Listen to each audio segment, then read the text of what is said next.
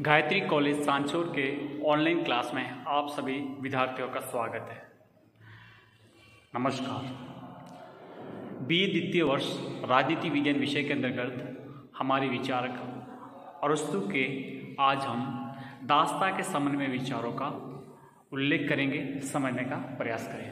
तो देखिए, अरस्तु ने अपनी जो दास्ता के संबंध में विचार दिए अपने द्वारा रचित पॉलिटिक्स के प्रथम भाग में अरस्तु ने दास्ता का वर्णन किया है।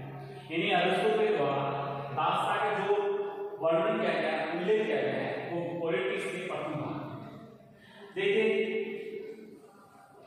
दास्ता के बारे में ये कहते हैं कि यूनान में लंबे समय से दास्ता वैदिक रूप से चली आ रही है। इन्होंने नाम दिया होमर के शासनकाल से ही कंटिन्यू निरंतर तौर पर वहां पर दास प्रथा विद्यमान थी, दास प्रथा चली आ रही है। अब देखिए, जो स्वामी होते थे वो अपने कार्य के लिए, यानी आप कह सकते हैं कि वहां पर जो शारीरिक श्रम है, कृषि है, एक कृषि से जुड़े हुए अन्य कुछ और भी जो कार्य हैं, इन सभी कार्यों, कृषि, पशुपालन और भी इससे जुड़े हुए जो कार्य हैं, इन सभी कार्यों के लिए यूनान में दास प्रथा स्थापित थी और दास प्रथा चली आ रही है। ठीक है, इसलिए कहते हैं, और उसका कथन है, और उसको कहते हैं कि यूनान में स्वामी अपनी आवश्यकता की पूर्ति करने के लिए दो प्रकार के साधनों की आवश्यकता पड़ती है। एक सजीव है, दूसरे निर्जीव।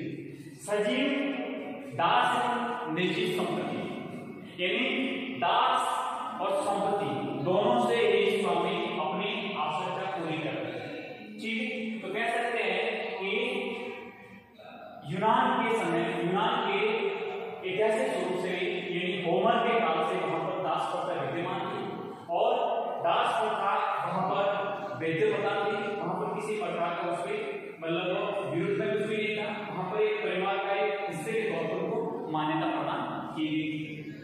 ठीक है, तो बात स्पष्ट हुई कि अपनी आवश्यकताओं की पूर्ति करने के लिए दो प्रकार की, एक सजीव और निर्जीव। सजीव में ये दास का मतलब दास को वैलिड किया गया था और निर्जीव में संपत्ति, इन दोनों से अपनी आवश्यकता पूरी करनी थी। ठीक है, अब देखो, अरस्तु कहते हैं कि दास कौन हो सकता है। तो इन्होंने अरस्तु ने बताया कि दिमाग से शून्य, जिसका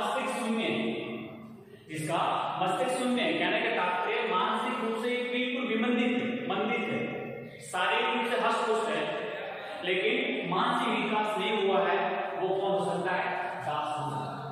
वो कौन होगा? दास होगा। दूसरा इन्होंने तर्क किया है कि जो अपना नहीं है दूसरों का, जो स्वयं का नहीं है दूसरों का है, वो कौन है? दास। या मैंने दो बात स्पष्ट की। एक बात ये स्पष्ट हुई कि जो मस्तिष्क से शून्य है, मस्तिष्क से बिल्कुल शून्य है, जो अपना मानसिक विकास बिल्कुल जीरो स्तर पर है या बिल्कुल जड़ प्रकृति का है, वो दास होगा। यहाँ पे उन्होंने एक और बात बताई है, जो स्वयं का ना हो तो दूसरों का बोलेगा। एक प्रकार से उन्होंने प्रतीक तौर पर बताया है कि जो इंसान अपने स्वयं जिंदगी के बारे में, स्वयं अपनी विवेक शक्ति बिल्कुल नहीं हो और बिल्कुल मानसिक रूप से कमजोर हो, वो व्यक्ति दास हो सकता है। दो बात करते हैं। दूसरे ने बताया कि दास है वो परिवार की संपत्ति, परिवार की प्रॉपर्टी। कौन? दास। ये बात अब इन्होंने बताया कि तर्क के द्वारा स्पष्ट किया है कि जो दास्ता है वो क्यों, किस प्रकार से। तो उन्होंने बताया है उसके पक्ष में कुछ तर्क दिए। तो पहला ये तर्क देते हैं कि दास्ता है वो प्राकृतिक। देखो, अरस्तु कहते हैं कि इस प्रकृति ने हम सभी मनुष्यों को एक समान नहीं बनाया। सभी मनुष्यों के अंदर जो मानसिक गुण है, जो नैतिक गुण है, जो उसके अंदर विवेक है, जो बुद्धि है, सब में बराबर नहीं।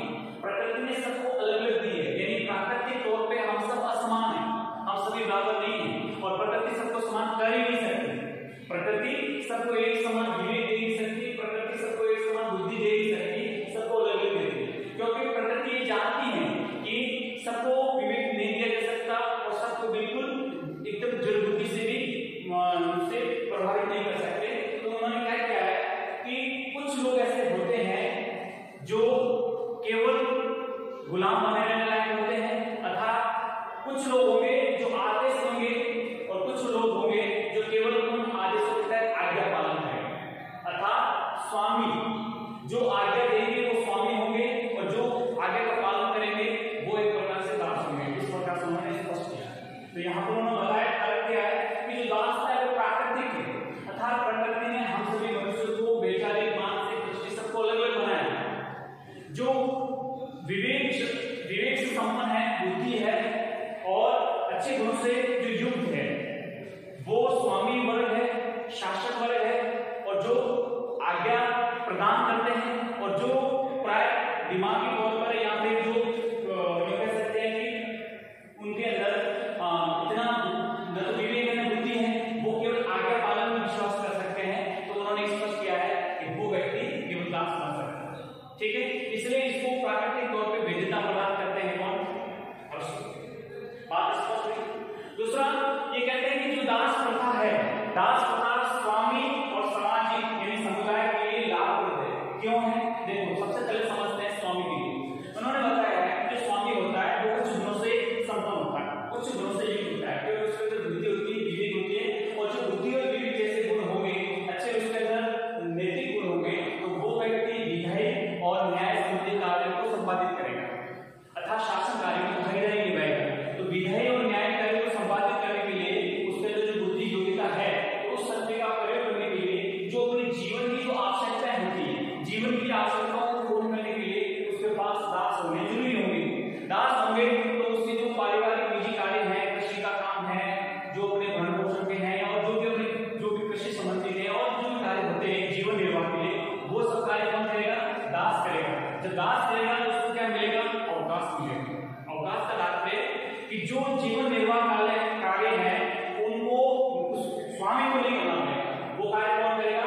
केवल दास करेगा। आएगा समझ में? तो दास करेगा तो स्वामी को क्या मिलेगा? शासक को क्या मिलेगा? अवकाश मिलेगा। अवकाश मिलेगा तो वो राज्य के जो महत्वपूर्ण विधायी, न्यायिक और शासनिक जो कार्य हैं वो अच्छे ढंग से कर सकेंगे। दूसरा, ये सब होने से हमारे समुदाय के लिए उपयुक्त रहेगा, समुदाय के लिए अच्छी व्यवस्था बनी रहेगी। इसलिए उन्होंने यहाँ पर भी तर्क द्वारा स्पष्ट किया। ठीक है, दूसरा ये भी बताया है कि जो दासता होती है, दासता एक प्रकार से नैतिक है। इसमें क्यों बिल्कुल खंडन नहीं किया जा सकता है कि एक व्यक्ति के साथ इस प्रकार का व्यवहार करना तो उन्होंने इस प्रकार से उन्होंने किया क्योंकि नैतिक है, क्योंकि वो जन्मति है, उसके साथ ऐसा ही व्यवहार होना चाहिए, ऐसा अरस्तु का मानना है। बात समझ में आई?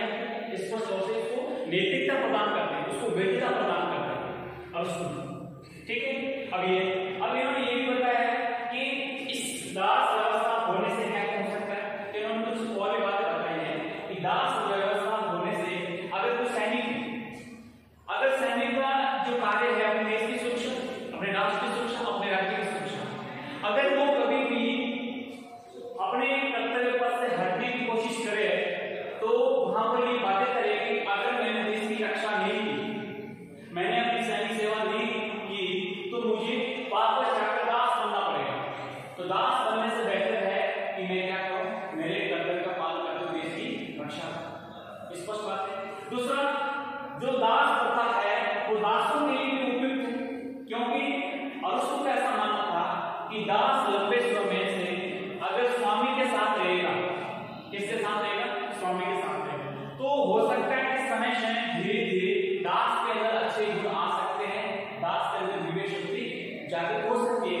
तो ये दास के लिए भी उपयुक्त, मतलब दास के लिए भी उपयुक्त, क्योंकि अरस्तु कहते हैं कि अगर किसी भी दास के अंदर अच्छे गुण हो सकते हैं उसको बिल्कुल उसको दास प्रथा से मुक्त कर देना चाहिए, दास प्रथा से मुक्त कर देना चाहिए, क्योंकि उसके अंदर अच्छे गुणों की विद्यमानता अगर है तो उसको दास बनाना आवश्यक नहीं है। बात स्पष्ट है।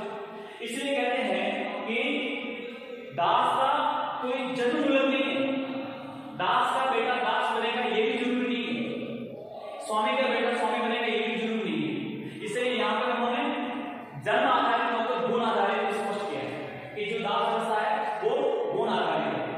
अगर दास का बेटा अच्छे गुणों से संपन्न है तो उसको दास नहीं बना सकते, उसको दास प्रथा से मुक्त करना होगा, उसको अच्छे कार्य के लिए उसको बिल्कुल आप भेज सकते हैं, वो कार्य कर सकता है। लेकिन अगर अच्छे गुणों से संपन्न नहीं है तो वो दास बना है। बात स्पष्ट हो रही। दूसरा, इन्होंने ये भी बताया है जो दासता है वो किस प्रकार से होती है कि दासता हमने बताया वो प्राकृतिक तौर पे, यानी प्रकृति से ही वो बिल्कुल जड़ वृत्ति है तो वो दास ही बनेगी, उसके साथ एक दास का जैसे ही व्यवहार किया जा सकेगा। लेकिन एक होते हैं जो वैधानिक अर्थात कानूनी तौर पर वो होते हैं कि अगर एक राज्य ने दूसरे राज्य पर आक्रमण किया और उस राज्य को जीत लिया तो उस राज्य के जो नागरिक होंगे वो नागरिक दास के रूप में होंगे। यहाँ पर ये कहते हैं कि कई बार ऐसा होता है कि हर युद्ध न्याय संगत नहीं होते, हर युद्ध न्याय संगत नहीं होते हैं, तो अरस्तु कहते हैं कि धीरे धीरे ये सभी जो कानूनी तौर पर किसी को दास बनाया है तो धीरे धीरे मुक्त कर देना चाहिए, क्योंकि ऐसा नहीं होना चाहिए। ठीक है, तो इस प्रकार से ये अपना दृष्टिकोण देते हुए कहते हैं कि दास प्रथा तत्कालीन समय में यूनान में बिल्कुल वैधता प्रदान थी।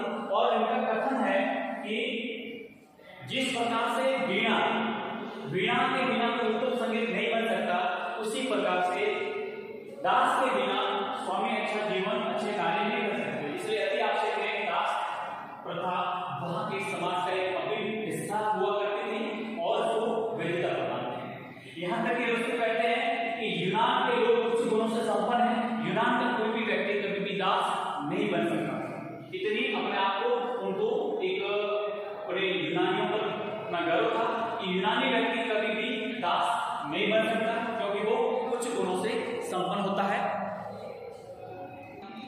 अरस्तु के जो दासता संबंधी विचार हैं उसको अलग अलग हमारे राजनीतिक आलोचकों ने उसकी खंडन भी किया है, उसकी आलोचना की है। तो कुछ आलोचक ये कहते हैं कि जो अरस्तु द्वारा प्रतिपादित जो दास प्रथा है वो एक प्रकार से अप्राकृतिक है, यानी ये बिल्कुल मानना बिल्कुल एक असंगत होगा, या फिर यूँ कह सकते हैं कि ये गलत है, क्योंकि प्रकृति ऐसा जरूरी नहीं है कि कुछ व्यक्तियों को दास बनाए और कुछ को अच्छे गुणों से संपन्न बनाए, क्योंकि गुण कोई प्राकृतिक नहीं होते हैं, कुछ गुण अर्जित भी होते हैं। इसलिए पूरी तरह से मान लेना कि दास प्रथा प्राकृतिक है ये गलत है, इसलिए इसका खंडन करते हैं कि दास प्रथा है वो बिल्कुल अप्राकृतिक है।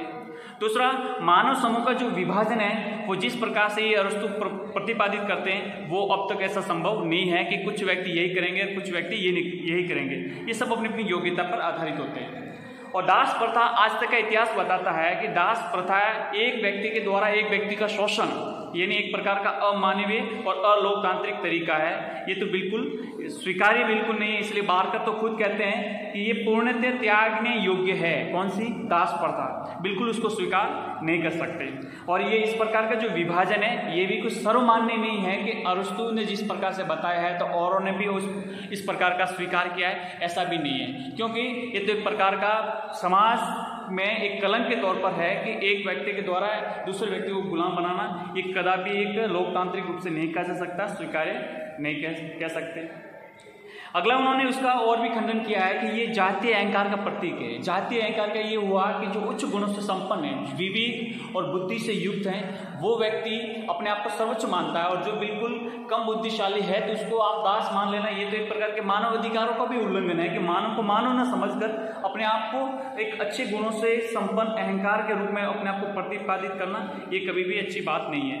दूसरा, इन्होंने जो अवकाश की बात बताई है कि अवकाश का बहाना भी न्याय संगत नहीं है। देखो, ये कहना कि दास होंगे तो वो स्वामी वर्ग के जो अपने घरेलू कार्य होंगे, जीवन निर्वाह के लिए खेती है, पशुपालन है और जो भी कार्य होंगे वो करेंगे, ये कोई बात उपयुक्त नहीं बैठती, ये कोई तर्कसंगत नहीं लगती है कि अवकाश का बहाना लेकर आप केवल न्यायिक और प्रशासनिक और विधायिक कार्य करोगे, ये कोई उपयुक्त नहीं बैठती या तर्कसंगत भी नहीं कह सकते। इसलिए कह सकते हैं कि अरस्तु के द्वारा जो ये प्रतिपादित दासता का सिद्धांत है बिल्कुल अतार्किक है, बिल्कुल अवैज्ञानिक है और अमनोवैज्ञानिक है। इसका मतलब यह हुआ कि न तो ये तर्क संगत है और न ही वैज्ञानिक तरीके से पूरी तरह से सिद्ध, और न ही मनोवैज्ञानिक के आधार पर या मनोविज्ञान के आधार पर इसको सत्य साबित कर सकते हैं। ये बिल्कुल गलत है। दूसरा, ये जो इस प्रकार का दासता का सिद्धांत जो प्रतिपादित किया है वो एक प्रकार का अव्यवस्था और उपद्रव का कारण भी भविष्य में बन सकता है, तो ये कभी भी स्वीकार्य नहीं हो सकता। और लास्ट में ये कहते हैं कि ये एक प्रकार से जो आधुनिक लोकतांत्रिक देश है, लोकतांत्रिक व्यवस्था है, व्यक्ति के गुणों को महत्व दिया जाता है, जो नैतिकता है उसमें जो अच्छे जो स्वतंत्रता और समानता की जहाँ बात होती है तो वो तो उसकी बिल्कुल विपरीत है, क्योंकि यहाँ पर तो समानता और स्वतंत्रता की कहीं उल्लेख भी नहीं है और न इन बातों का कहीं कहीं पर डिस्कशन कहीं किया है, तो कह सकते हैं कि अरस्तु के द्वारा जो दास्ता के संबंध में विचार प्रकट किए हैं, स्वतंत्रता और समानता का बिल्कुल लोप है, या फिर यूँ कह सकते हैं कि समानता और स्वतंत्रता की धारणा की बिल्कुल ये विरुद्ध है, तो इसको बिल्कुल स्वीकार्य नहीं कर सकते, बिल्कुल उपयुक्त नहीं है। ठीक है, तो इस प्रकार से ये हमारे अलग अलग राजनीतिक विचारकों ने कुछ इसका आलोचना की है और इस सिद्धांत का खंडन किया है।